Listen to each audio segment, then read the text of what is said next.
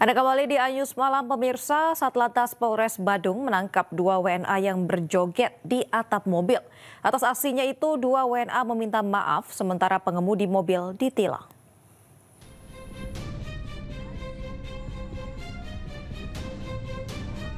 Inilah video amatir saat 2 warga negara asing berjoget di atas mobil saat melintas di kawasan Canggu, Badung, Bali.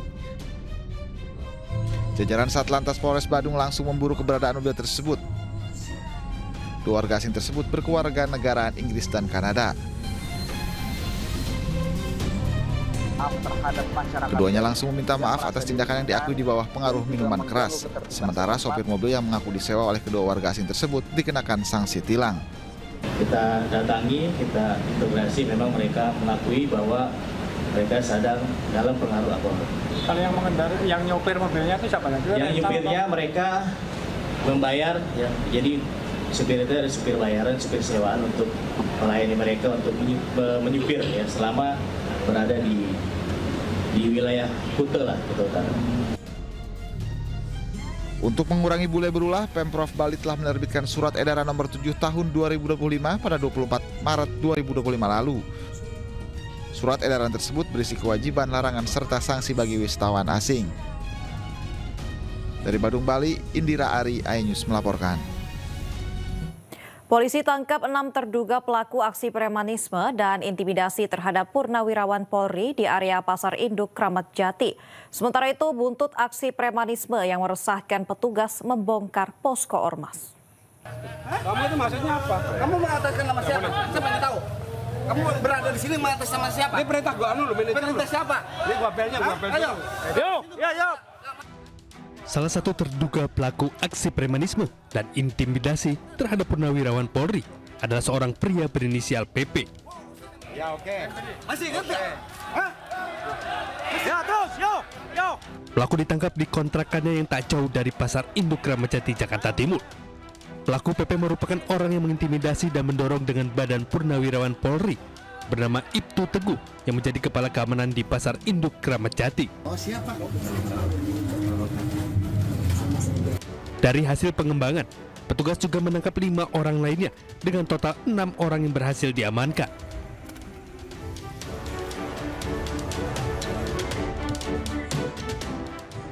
Sementara itu, posko ormas yang berasal dari BPKB Banten yang berada di area Pasar Induk Kramat Jati dibongkar petugas.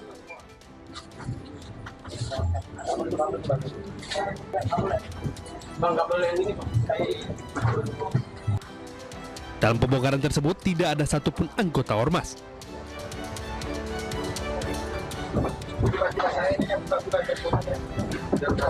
Pembongkaran ini dilakukan menyusulnya adanya kasus dugaan premanisme dan intimidasi yang dilakukan anggota ormas yang berada di area Pasar Induk Kramat Jati. Dari Jakarta, Rio Manik, iNews melaporkan.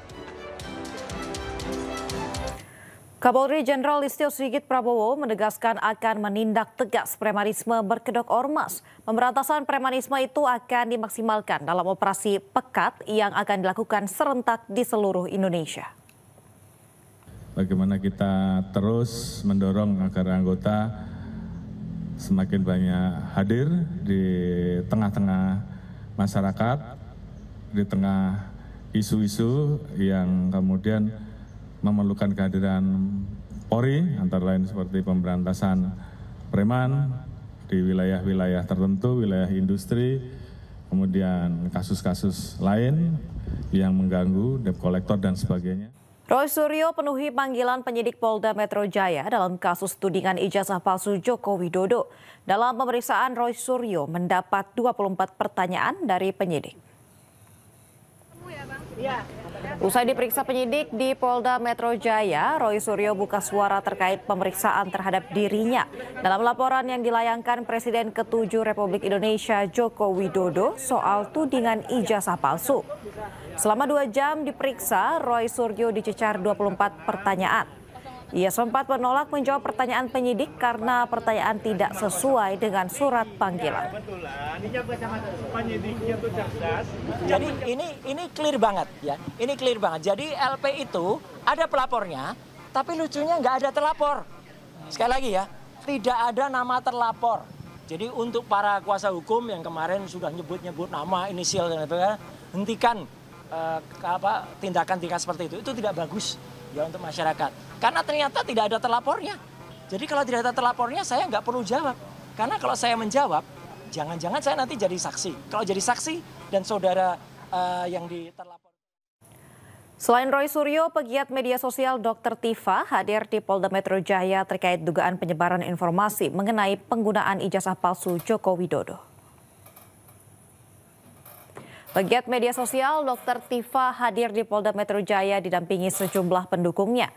Pemeriksaan merupakan tindak lanjut dari laporan hukum yang diajukan oleh Presiden ke-7 Republik Indonesia Joko Widodo terkait dugaan penyebaran informasi mengenai penggunaan ijazah palsu.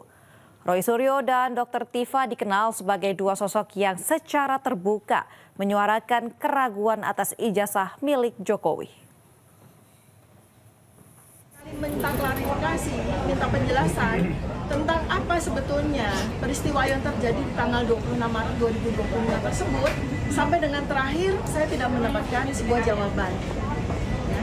Jadi 90% lebih, hampir 100% pertanyaan-pertanyaan yang disampaikan oleh penyidik sama sekali tidak ada kaitannya dengan peristiwa tanggal 26 Maret 2025 di Jakarta Selatan.